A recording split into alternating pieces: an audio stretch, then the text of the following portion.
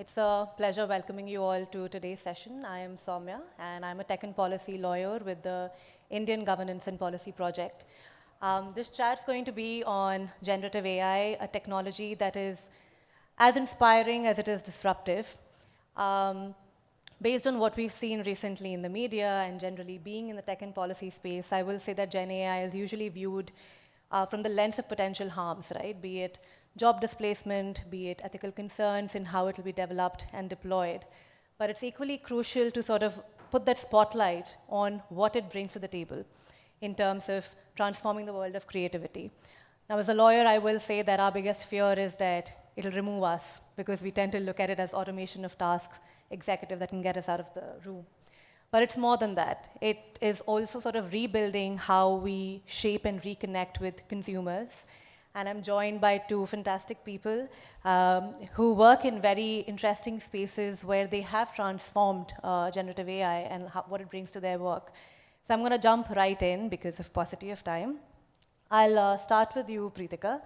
So Crompton has been at the forefront of sort of smart tech appliances and bringing IoT in home appliances. Given your previous work with Godrej, you have a keen understanding of how consumer preferences have sort of been shaped by technological advancements. So how has Gen AI shaped the product roadmap and how you engage with consumers? Perfect. Thank you for the question, and it's great to be here, guys.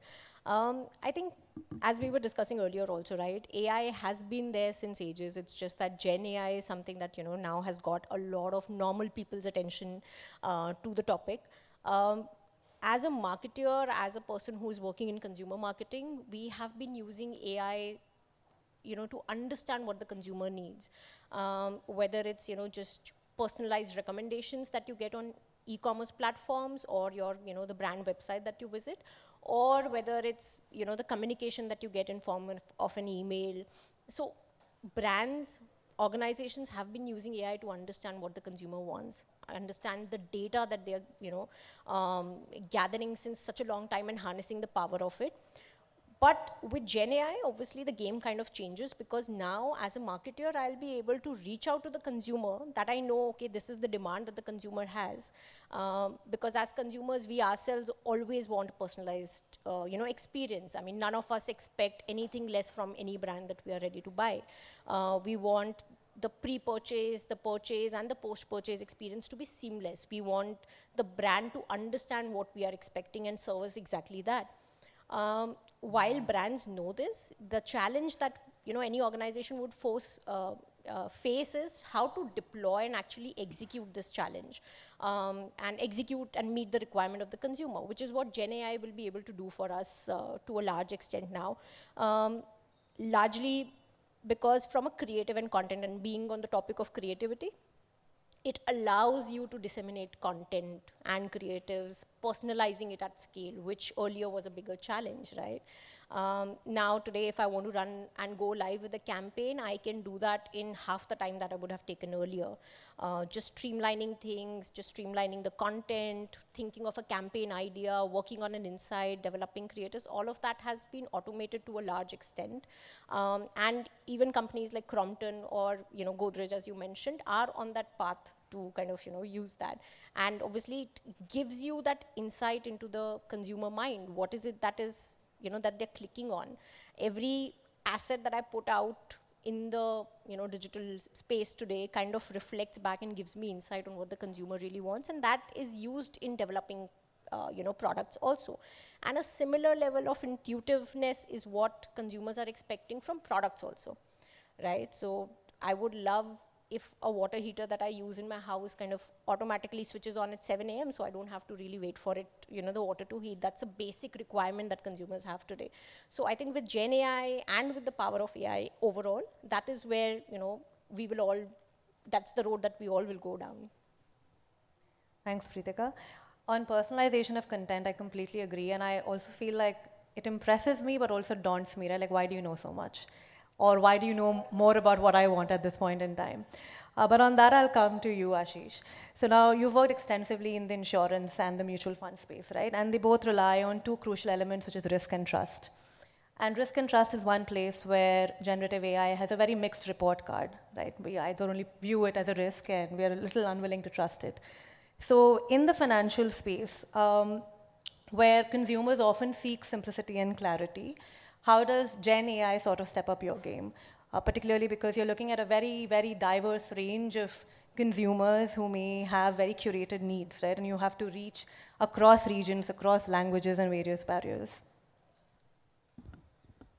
Thanks.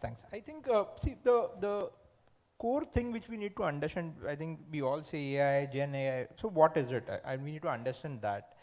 The first thing it is just a robot which collects your information, process it, become smarter, and then give you a better output which is there. So I think this is the basic which we'll. Now coming to financial things, we need to be very sure whatever we do, we are into that regulatory framework. We just cannot do pick and take any service provider and get into our thing. So there are a lot of regulations. We have to make sure that they are. So we are also looking at vendors which come from internet. They are GDPR compliant. Now with new DPDP Act, whether they will be compliant on that. So all those things have been there. Any data which has been passed out, which is personal information, we have to make sure that we have right coding thing which have been done at back end and so on and so forth. So that's from that perspective. Now coming into the personalization angle with the question which you asked, as I feel we collect a lot of data points. Now it is very important to marry those and then give an insight into it. So we have tools, we have in-house tools basis that. For example, I'll just give you an example, we are talking about it. If a person comes on our website at 10 o'clock in the morning, every time he comes in, he checks out a certain area of that website saying that what is my fund value. Now, if he's doing that, can I, on his home screen only, put that up when he comes in? So he doesn't need to get in, log in and all sorts of stuff. I mean, these are the things which we do it on a regular basis, understanding those things. This is just one example. The second example, which I would like to tell you is, if a person is buying certain things and he started buying things, but he had left it in between. Can I remember him when he comes back? Can I show him the same page? That's his hyper personalization which we do. So we do a lot of things, such cases on and off. But honestly, we are also in a learning phase. We are also understanding this. But this is a concept of ethical AI, how we can use it. That's very important. And I think you were mentioning something outside about having a vernacular AI, right? That's able to sort of give certain information on products. So what is that looking like and how will Gen AI help there? So I think there are a lot of partners which are helping us in that. But for us, it gets very important. What happens is that when we shoot a video or anything, it is in a particular language, or we come out with a lot of content which is in a particular language. Now, how can I transfer it in the real time? Yeah, and now voice being a very big thing, we are doing it on the go. So we are helping people to see the videos if they want in a particular language. And I think new channels are the pioneer, which I can say that, because they've been doing it now over a period of time. And I think Amazons of the world and Amazon Primes of the world have started doing that. We are just following them, what we believe. But I think we've been learning from them and we have been giving it to the consumers, because they have spoiled consumers with the choices of, and I remember I was speaking to somebody for a cricket match, and he was saying that Tamil commentary is also viewed the third number after Hindi and English. So I think that's the power of vernacular, and we are using it. Got it. No, that is true. I think a lot of even the Bharat AI mission, and a lot of them are focusing on both Indo-Aryan and Dravidian languages. But I think AI is as good as what it's trained on and what the data set is going to look like.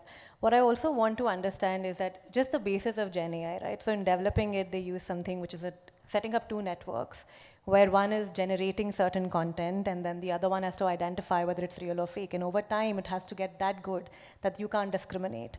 But from a consumer perspective, and I'll speak for myself, I am in social media a lot, I will always try to find whether it was real or fake, right? And sometimes when it stumps me, when I find profiles that have been set up, and you can't tell that this is a fake person. Do you also think that consumers are going to be trusting of content of this kind? And do you have a sense of what that's going to look like? See, I think it's what I've realized, and I think being a digital marketer, being on social media since such a long time, it's still, as you rightly said, I also fumble upon content which later on I realize after liking, acha, ye to AI generated picture hai, you are trying to figure out which place is this, which looks so pretty. It's gonna be a challenge, right? There are, and the challenge because of the scale at which India works, right? There are consumers who are very upfront and very ahead in their digital journey. They can still understand what is fake, what is real, right? The difference is clear to them. There are still people who are just getting onto that digital bandwagon, right? So how do you kind of secure them? How do you ensure that they're not falling for things which are maybe not real or not, putting up the right picture in front of them? As brands, obviously there is a task that lies on our hand to ensure that we are very truthful to the consumer when it comes to marketing or putting our content in front of them, but also from a regulation point of view. I think the fact that anytime there's an Instagram post, you have to call it out if it's made with AI, but how many people are actually aware of that feature, right? How many people actually take note of that is something that, we'll have to ensure we are educating the consumer, we are educating the, everyday common man about all these things, because as marketers, as people who are in the middle of these things, we can still make that differentiation. But for a normal person, I mean, today if you ask my dad whether this will be a AI generated image or AI generated video, I don't think he'll be able to differentiate that. So that awareness needs to come in, and it's both brands as well as the government in trying to put up those regulations in force. Ashish, same question too, but I think it comes with an added layer being in the financial space. So how do you ensure, and just based on some of the things that you've already done, which is having vernacular ones, and I know you showed me a video of having a person that can come up and explain products to you, what kind of training do you imagine, and what kind of considerations and practical challenges do you perceive? So what we do is we completely do not rely on AI the most. So I'm thinking I will just give you an example, and for everybody to understand. For example, blog writing. Today, even if I give it to somebody else, they might write a blog out of AI and give it to me. But there are technology which also detects this if this is written by AI or not. So that's one. Secondly, you will understand. What we need to understand is when anything which comes in, we look at from a very consumer angle. We keep consumer at the center of everything we do, and we understand if I am reading this thing, whether I'll understand on it. Even if I'm not from a financial industry, I keep out my cap of a financial guy, and a common man who would just come into a financial industry and wanting to know, can it be that simple? So we have our basic principles which are very clear, simple, easy to understand. We keep that. So this is there. And as I told you, there are a lot of technology which helps you achieve that. So this is how we keep it going. And in a lot of case, it has to be married with AI approach plus a human approach, and it cannot be only one. Now that I agree, and I feel like so much of it is built on the premise that to err is human, and there are many times where you might give a prompt to ChatGPT and it'll give you either an incorrect answer, but it'll not say I don't know. Because apparently humans find it hard to say I don't know. So it'll make up something until you'll pinpoint and say that you don't have a source for this, and they'll say, oh, I may have gotten your question wrong, but still refuse to say I do not know. Which is odd, because I'm very happy to say I don't know, but I don't know what the subset it is that they're looking at. Just quickly, and I know we're running out of time, 3 areas where you see, right, especially in like the smart tech appliance space, where Gen AI is going to take over. So I think there are 3 areas, and whether it's Gen AI or no, I think for any marketer or any consumer-facing organization, there are 3 parts to the consumer journey, right? Pre-purchase, post-purchase, and post-purchase. And given the category that I am in, which is such an involved purchase, I think it's important that we provide the consumer with a seamless experience. I'm not saying that Crompton as a brand is already there, or any of the organizations are kind of there right now, but this is an evolving story, and we'll all have to work on it. When it comes to pre-purchase, as we already spoke about, predicting what the consumer is looking for, that's something very important. Today, if I have to search for something beyond 5 minutes, I kind of drop off over there. So the system knows what the consumer is wanting. So having that right in front of the consumer at the hour of requirement is the key. Second being the experience itself of buying the product, right? Whether you're buying it online, whether you're buying it in store, how seamless your experience is, how beautifully does the brand understand your requirement and kind of provides you that. And that is where AI has been playing a very massive role when it comes to connecting the omni-channel piece all together. When you do a research online and then walk into a store, how does the storekeeper know ki aapko kya chahiye, or what was it that you were looking at? And auto in brands like Titan, etc., have been using it very, beautifully. And it kind of enhances the overall consumer experience, which is what all of us are striving for. And I think the third piece, which is very, very important, and that's something that we have started working on already, is the post-sales, right? And being in a consumer-facing company where installation becomes a big part of it and after-sales service kind of becomes a big part of it, I think AI will automate that piece for us, right? And provide an experience which is much above what a human interface could provide to a certain extent. And I think that's where the bigger play would be. That's a great answer. Ashish, just on that, 3 areas where you think, and also, I mean, I think one thing that Preetika pointed out, which is very important, is that we have very little retention. And I think that's where Gen AI comes in, is to see how much more engaging or digestible can you make content. And especially in this space where you all, I mean, I know your disclaimers are so quick on, on TVs, right, when we listen to them. But how much quicker? So where do you see 3 areas? So first, I'll tell you from our perspective where we are currently moving ahead. One is the content which needs to be created. So that's one area which is there. Now, while when I say content creation, it is much for the top funnel currently. But the middle funnel and bottom funnel content is still not been, so for that you need to understand the customer. So I think that's the second area which I can see where, a person is about to buy and how can we do it. For example, I'll just give you an example, and that's, while we haven't done that, but I feel that's a great thing. I ordered a particular thing on a Sunday at 9 o'clock. Now if I don't order, Zomato will always send me a reminder saying that these are discounts which are there, why don't you order it?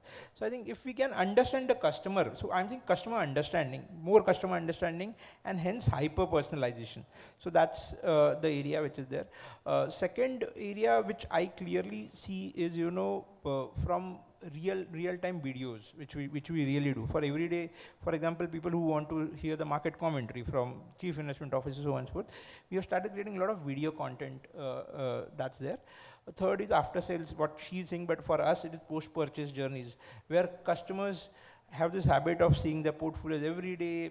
Can I then give them a certain level of confidence, saying that this is currently, even if the market is down, there are chances that, this is how it will go, and hence you need to stay invested for longer time. So how can I do that? So these are 2-3 zones which I feel where we would like to go. We are on that path, but yes, we are moving ahead. I'm just going to take closing comments, and I think a lot of what you've raised speaks to hyper-personalizing something, right, and creating content that is immediately digestible by consumers to say, okay, fine, this is what I want, because otherwise you're not going to hold their attention.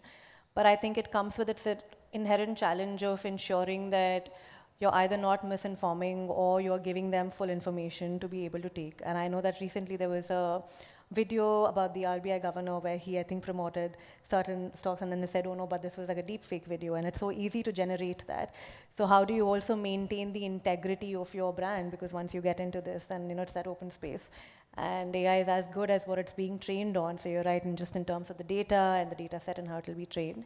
So in closing comments, just on 2 points. One, the kind of ethical and practical considerations you think in using Gen AI. And where do you see it 5 years down the line in terms of just content, marketing, and branding? So I think 2 things. Gen AI has created the disruption in the market already, right? People are more and more involved. People know we were in fact discussing the mutual fund and that they have launched for AI. Point being, are we ready for a disruption of that scale? That's a question that we all need to kind of ask ourselves, right? Any new tech is good, but do we have the capability in-house right now to kind of, use it in the right manner? All of us are fiddling with it. Honestly, right now, I don't see anybody who can come up and stand on the stage and say that, we have cracked the code. We know what we can do with it. All of us are trying to figure out, we are doing social media posts where, the content is created via AI. We are using AI to understand the consumers. All of that is okay, but the actual power will be harnessed when we have the capability to do that. And for that, I think there's a lot of learning, there's a lot of workforce requirement that we'll also have to do, right? Having the infrastructure to actually use this to the T. So that's important. Until the time we don't have that, I think the question of being ethically right and, all of us, anybody that I speak to, when they get to know that I'm a digital marketer, like, yaar, tum log to sab sunte rehte ho, how can I get an ad like this? These are basic questions that people are still asking. So while we are involved in it and hence we know it, but making the consumer aware of, yes, this is hyper personalization, but this is the cost that you pay for it, or this comes with these asterisks that when you are doing anything online. So I think that's important, and creating that, it's not that, okay, now we are digitized, hence we need to let that education piece go. I think we have to keep educating the consumers. Brands also need to take a stand and understand where to draw that fine line, because as you rightly said, beyond a point of this hyper personalization, you also find it creepy, right? How do they know everything that we are thinking of? So that's the way we'll have to manage it. Until the time we don't have the scale and capability, I think ethical and doing the right thing will always be a question mark. So for us, so I see, actually rightly said, we have also started our journey a year back with AI. But luckily, there are a lot of tools available in the market. These are ORM tools, which search the internet, tells you about if there are any fake videos which are there. So because we deal this with in and out, because we deal with money, so we make sure that whenever we see that, we reach out to the YouTubes of the world and the Facebook of the world and make sure that we take them down regularly. So we have this ORM monitoring tool which works. On an average, we take down 40 to 50 videos every month, which are either fake or saying wrong information about products. So that we do on a regular basis. So that's to answer your first question. But honestly, are we doing enough? We are working on it, and we are trying to identify, because in the age of internet where anybody can create a content and put it up, it is difficult to manage. But we are trying to do that. Second, on the 5 years thing, how do you see to shaping the content piece and everything from an AI perspective? Difficult to tell you now, because I didn't knew 2 years back what was happening to me, and now I'm just running after it. But I can see 1.5 year, what 2-3 things which I see is, scale, which you can achieve through mass personalization, which are not able to do that. So scale is the biggest thing which I can see, and mass personalization can happen. So these are the 2 things which I can put it out. Thank you. So, point taken. And I think that what Preetika also mentioned is very important, is developing your domestic capabilities are both going to be strategically important, but also at a company level to ensure where we are at. And I know a lot of discussion on ethical frameworks is happening, and the best way to go it is to integrate it from the get-go. And it's great to see that companies are willing to sort of address those challenges and speak about them. But yeah, thank you both. I think this was a very fruitful Thanks, Soumya. discussion. You're wonderful.